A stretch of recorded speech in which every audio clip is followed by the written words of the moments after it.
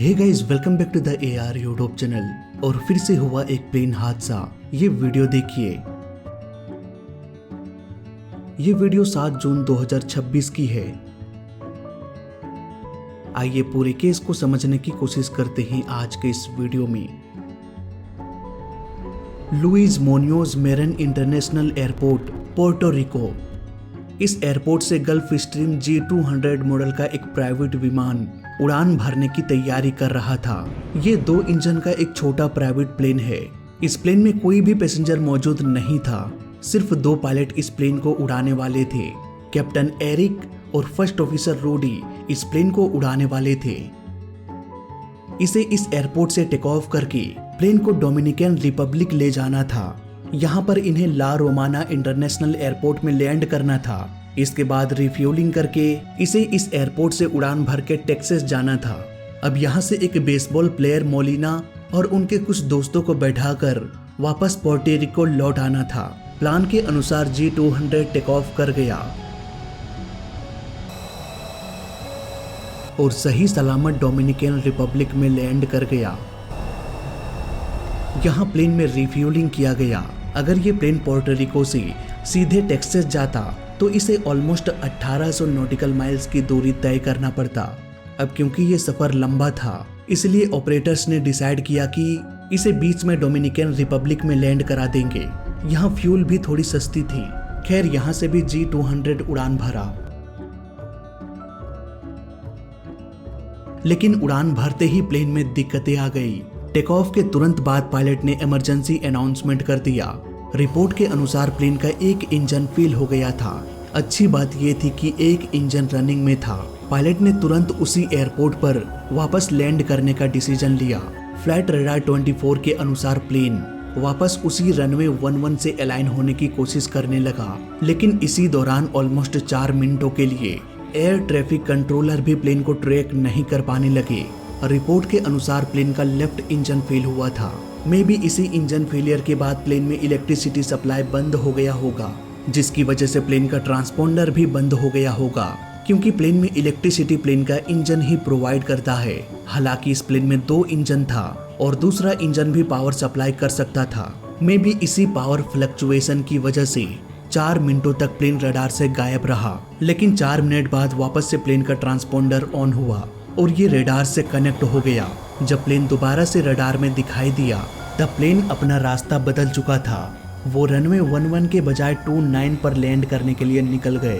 अब क्योंकि प्लेन में अभी रिफ्यूलिंग किया गया था, इसलिए प्लेन के टैंक से फ्यूल डंप करना बहुत जरूरी था ताकि इमरजेंसी लैंडिंग से पहले प्लेन का वजन हल्का हो जाए। हादसे के पहले के वीडियो में अगर हम देखें तो विंग्स के पीछे हम सफेद धुआं भी देख सकते हैं। मुझे लगता है ये कोई धुआं नहीं था। पायलट लैंडिंग से पहले फ्यूल डंप कर रहे थे, यानी कि फ्यूल को हवा में ही गिरा रहे थे। G200 मॉडल का ये प्लेन भले ही एक छोटा प्राइवेट प्लेन है, लेकिन फ्यूल डंपिंग की भी सुविधा इस प्लेन में थी। मे बी इसलिए इस प्लेन ने यहाँ पर कई सारे चक्कर लगाए। पर फिर भी मुझे लगता है पायलट के पास उतना समय नहीं था कि वो मैक्सिमम फ्यूल डंप करके मिनिमम फ्यूल के साथ लैंड कर जाए।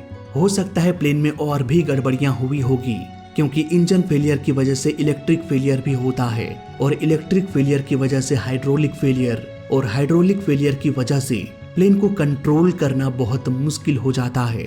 इसलिए मुझे लगता है कि पायलट ने बहुत जल्दबाजी में इस प्लेन को लैंड कराने के लिए रनवे 29 को चुना, यानी कि रनवे 11 के ऑपोजिट साइड का रनवे।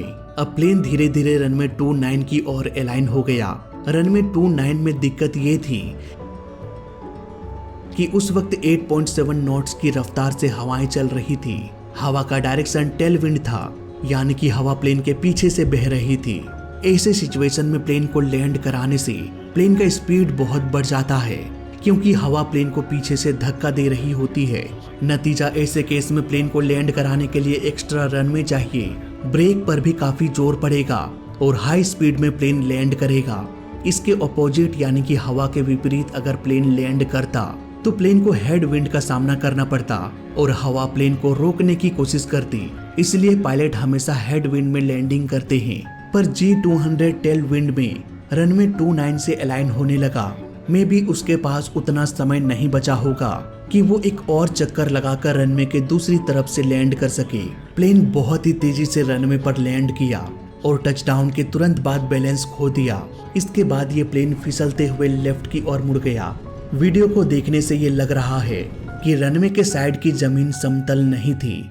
मे भी घास का मैदान ऊबड़ खाबड़ होगा या फिर कहीं गड्ढा होगा, जिसकी वजह से प्लेन का व्हील गड्ढे में घुस गया। नतीजा प्लेन उछल गया। उसी समय प्लेन का व्हील भी कोलैप्स हो गया। इसी झटके के दौरान इंजन भी टूटकर सेपरेट हो गया। यहीं पर विंग्स यानी फ्यूल टैंक ग्राउंड से रगड़ खाने लगा और फ्यूल टैंक फट गया। इसके बाद ये प्लेन आग का गोला बन गया। प्लेन में सवार दोनों पायलट की मौत हो गई। अभी इसकी जांच चल रही है। असल में इस प्लेन के साथ क्या हुआ था, इसका राज तो कॉकपिट वॉइस रिकॉर्डर और फ्लाइट डाटा रिकॉर्डर के पास ही है। लेकिन इससे पहले मैंने इस केस को अपने तरीके से इन्वेस्टिगेट किया और जो नतीजा मुझे मिला वो काफी चौंकाने वाला था। रिपोर्ट के अनुसार प्लेन के इंजन 1 यानी लेफ्ट इंजन में प्रॉब्लम हुई। जब कभी भी प्लेन का लेफ्ट इंजन डेड होगा तो उस इंजन में लगा जनरेटर भी बंद हो जाएगा और इलेक्ट्रिक सप्लाई रुक जाएगी। प्लेन को कंट्रोल करने के लिए हाइड्रोलिक सिस्टम लगा होता है। अगर इलेक्ट्रिसिटी रुक जाए तो हाइड्रोलिक सिस्टम भी काम नहीं करेगा। हालांकि G200 मॉडल के प्लेन में 2 इंजन लगा हुआ था और दोनों इंजन का अलग अलग हाइड्रोलिक सिस्टम था। यानी कि अगर एक हाइड्रोलिक सिस्टम फेल हुआ तो दूसरे हाइड्रोलिक सिस्टम से प्लेन को कंट्रोल किया जा सकेगा। रिपोर्ट के अनुसार प्रॉब्लम प्लेन के लेफ्ट इंजन में हुआ था, इसलिए लेफ्ट इंजन इलेक्ट्रिसिटी सप्लाई नहीं कर रहा होगा और लेफ्ट हाइड्रोलिक सिस्टम भी बंद हो गया होगा, जिसकी वजह से प्लेन के बहुत सारे कंट्रोल्स काम नहीं कर रहा होगा। दूसरा इंजन सही था, यानी कि वो इलेक्ट्रिसिटी सप्लाई कर रहा होगा और ये हाइड्रोलिक सिस्टम प्लेन के कुछ कंट्रोल्स को ऑपरेशनल बनाए रखा होगा। अब ये सब मैं इतने दावे से कैसे कह सकता हूँ, इसका जवाब छुपा है इस वीडियो में। यहाँ पर हम देख सकते हैं लैंडिंग के वक्त प्लेन का फ्लैप्स 0 पर है। फ्लैप्स हमें ऑलमोस्ट फ्लैट दिखाई दे रहा है। इस फोटो को देखिए, ये भी उसी मॉडल का प्लेन है। यहाँ पर हम साफ साफ देख सकते हैं लैंडिंग के दौरान फ्लैप्स डाउन है, जबकि यहाँ पर हमें फ्लैट दिखाई दे रहा है। प्लेन का जो फ्लैप्स होता है वो लेफ्ट हाइड्रोलिक सिस्टम से कनेक्टेड होता है। अब क्योंकि प्रॉब्लम लेफ्ट इंजन में थी, जिस वजह से लेफ्ट हाइड्रोलिक सिस्टम काम नहीं कर रहा था और उसी से कनेक्टेड था फ्लैप्स, इसलिए पायलट फ्लैप्स का इस्तेमाल नहीं कर पाए। नतीजा हमें फ्लैप्स 0 पर दिखाई दे रहा है। इसलिए मुझे लगता है कि प्लेन में सिर्फ इंजन फेलियर नहीं हुआ होगा। इंजन फेलियर, इलेक्ट्रिसिटी में प्रॉब्लम, हाइड्रोलिक सिस्टम में प्रॉब्लम, हाइड्रोलिक्स की वजह से प्लेन को कंट्रोल करने में प्रॉब्लम, इतने सारे प्रॉब्लम्स का सामना करते हुए पायलट किसी तरह से प्लेन को रनवे पर ले आया। टेल विंड का सामना करते हुए हाई स्पीड में ये प्लेन टचडाउन भी कर गया, लेकिन प्लेन अनबैलेंस होकर रनवे से उतर गया। अब पता नहीं रनवे के बगल में कोई गड्ढा था या नहीं, लेकिन वीडियो फुटेज देखने से ये साफ साफ पता चलता है कि एयरपोर्ट का मैदान समतल नहीं था। ये एक इंटरनेशनल एयरपोर्ट है। एयरपोर्ट में इस तरह के गड्ढे तो बिल्कुल भी नहीं होनी चाहिए। हालांकि मैं भी कंफर्म नहीं हूँ। बहुत सारे जवाब हमें इन्वेस्टिगेशन के बाद मिलेगा, इसलिए फिलहाल इस वीडियो में अभी तक लिए बस इतना ही। मैं मिलता हूँ आपसे अगली वीडियो में। जय हिंद, वंदे मातरम।